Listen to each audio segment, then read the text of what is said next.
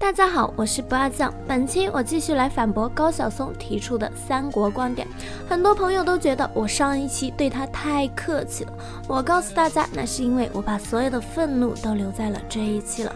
这一期我不会对他客气了，因为他后边的言论实在让我无法忍受了。先放他的原话吧。诸葛亮的《出师表》里写得很清楚啊，外来的这个军事殖民政权啊，如果不马上打仗，继续打仗，那就没法生存啊，因为本地实在是人太少，资源也不行。出师表是中国的一个文化符号，历来受到仁人志士的推崇。然而高晓松为了把蜀汉说成一个军事殖民的政权，居然把出师表解读成了鼓吹靠打仗来生存的军国主义宣言。事实上，出师表全篇没有一个地方说过蜀汉要靠打仗来生存，相反，出师表中所占篇幅最大的内容是教育刘禅应该亲贤臣远小人，采纳忠言，搞好内政。至于打仗的目的，诸葛亮也说了，是为了兴复汉室，报答刘备，没有半个字提到是为了生存。最关键的是，诸葛亮在提到自己要出兵北伐时，还专门强调了自己出兵的前提是今南方已定，兵甲已足。也就是说，出师表要表达的思想恰恰是应该先稳定内部，把内政和军事全都搞好，然后才能出兵打仗。总的来看，出师表既表达了忠诚和爱国的思想，又蕴含了先强大自身才能对外发展的智慧，所以才能千年以来备受推崇。我不知道高晓松有没有看过出师表，如果他没有看过却要信口胡扯，那很恶心；如果他看过却还要睁着眼睛说瞎话，扭曲出师表的意思，那就更是让人恶心。好了，我们继续看。魏国呢是拥有军队的国家，蜀国呢叫拥有国家的军队。大家仔细一想就明白，大家再看看出师表就明白，蜀国他没办法成为一个真正的国家，所以人人都得打仗。连诸葛亮这个在《三国志》里评价他，其实民政比军政还要好，但是他也没办法搞建设，他也没办法真正建设起一国家，他只能打仗，就是轮椅不会骑马也得打仗。高晓松说蜀汉不是一个真正的国家，而是一个拥有国家的军队，还说诸葛亮没办法搞建设，只能打仗。事实上，刘备刚刚入蜀，就下令让诸葛亮、法正、李严等人制定了一部名叫《蜀科》的法律，在整个蜀地推行法治。史书上对蜀汉的法治也给予了很高的评价，虽然严格，但公平公正，百姓没有人怨恨。除了法治外，蜀汉的政局也是三国中最为稳定的。曹魏和东吴都发生过多次政变，蜀汉却一直维持了政局的基本稳定。刘禅也是三国时期执政时间最长的皇帝。史书记载，吴国大臣张温曾经出使蜀汉，回国后他就经常在孙权面前称赞蜀汉的政治，还因此受到了孙权的记恨。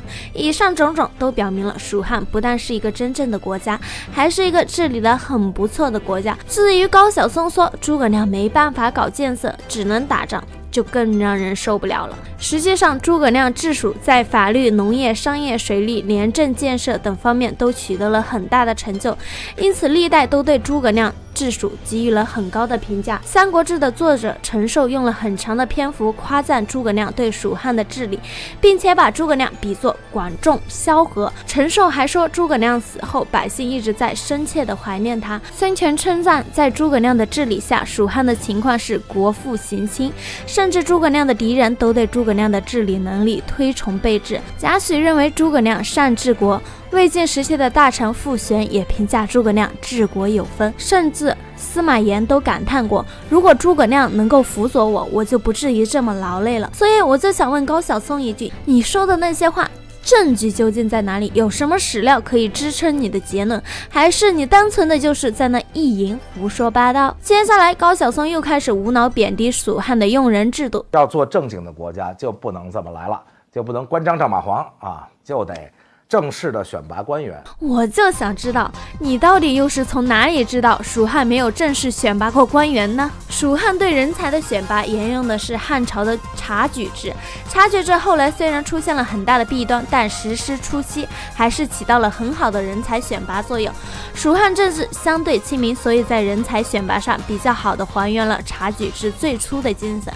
陈寿对刘备和诸葛亮的用人评价都非常高，他评价刘备能够让有志之士无不进劝，诸葛亮则能够尽识人知器用，这都说明了蜀汉对人才的选拔是很到位的。一些人就因为一句蜀中无大将，廖化作先锋，就认为蜀汉人才凋零。其实这句话是出自一本清朝的小说，拿这个当做依据也太好笑了。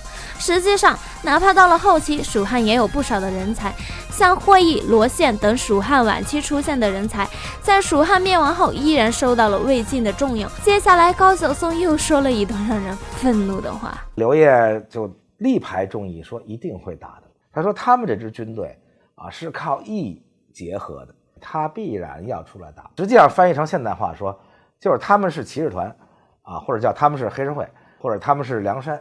我兄弟死了，这事儿必须打。刘烨的原话是说，关羽和刘备义为君臣，恩同父子，所以刘备一定会为他报仇。可以看到，刘烨虽然是蜀汉的敌人，但他对刘备和关羽之间的义还是非常佩服的。义是中国的传统美德之一，在汉末三国时期，义更是被人们普遍看重的美德。比如关羽斩颜良报答曹操后，坚决回去找刘备，曹操反而因此非常佩服关羽的忠义，下令不要追杀关羽。关羽和刘备之间的义，连他们的敌人都佩服和尊重。然而高晓松却把义贬低为一种黑社会思想。我想说，高晓松，你不只贬低了蜀汉，还贬低了中国文化中的义，你有这个资格吗？接下来高晓松说的一段话，暴露了他连最基础的三国史料都没有看过。还有一说姜维其实不是汉人，说姜维其实就是羌人因为凉州住了大量的羌人嘛，姜维不就是魏国的这个守天水的人吗？那大家说他可能就是羌人。《三国志·姜维传》开篇就明明白白的写着，姜维的父亲是为了保护晋将和羌人作战时战死的。很显然，高晓松连最基础的三国史料都没有看过，才会说出这么搞笑的话。我实在不明白，高晓松你究竟是怎么能够做到连最基础的三国史料都没有看过的情况下，还能脸不红心不跳，装作自己很懂三国历史的？接下来，高晓松说了一段让我震惊的差点下巴掉下来的话。日本大概还是处在部落的时代，还没有形成一个国家，所以当时的东方远比西方要落后很多。因为当时大肉之国已经非常先进非常发达，就是今天的阿富汗，大家都不能想象那个时候是那么强。日本今天那么强，那时候啥也没有，然后就一堆部落。我保证这一段没有做任何的断章取义，高晓松的原话就是如此。大越之国位于今天的中亚和印度部分地区，对于这个国家学术界存在争议，但无论如何选西方代表，怎么也不该选他吧。而当时的东方明明有强大的中国，高晓松却选了当时还很落后的日本作为东方的代表。然后他对比了大越之国和日本后，莫名其妙地得出了当时东方远比西方落后很多的结论。大家可以把自己想说的话打在公屏上，反正我已经是气得说不出什么话来了。对于高晓松这个人，大家心中都有论断，我不想再多说什么了，只能说我真心希望越来越多的人能够养成独立思考不偏听偏信的习惯。如果这个视频能够引起大家的思考，那我就没有白做，谢谢大家。好了，下一期我继续批驳高晓松眼中的三国，大家感兴趣的话就给个关注和3连吧，谢谢大家，拜拜啦。